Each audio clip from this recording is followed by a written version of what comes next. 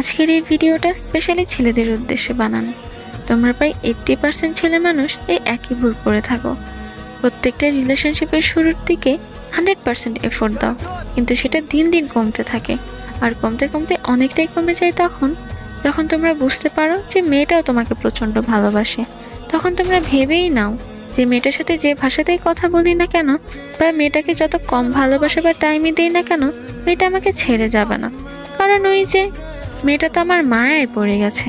তবে তোমরা ঠিক এই জায়গাটাই সবচেয়ে বড় ভুল করে ফেলো। তোমরা ভুলে যাও নারীরা বরাবরই যত্নের পাগল। যত্নের অভাবে তো একটি গাছও ঠিক মতো বড় হয় না, সেখানে আমরা তো নারী। আর সব থেকে কষ্টকর ব্যাপার হলো তোমাদের এই অযত্ন দিন দিন বাড়তে থাকে, যার জন্য আমরা মেয়েরা এই কষ্ট সহ্য করতে না পেরে বিচ্ছেদের মতো একটি কঠিন সিদ্ধান্ত নিয়ে নিই। আর বিচ্ছেদের পর তোমরা ছেলেরা কি সহজেই না বলে দাও, আরে আমি তো ওকে ছেড়ে যাইনি, ও আমাকে ছেড়ে গিয়েছে। কিন্তু এইটা কখনোই বলো না ও আমাকে কেন ছেড়ে গিয়েছে।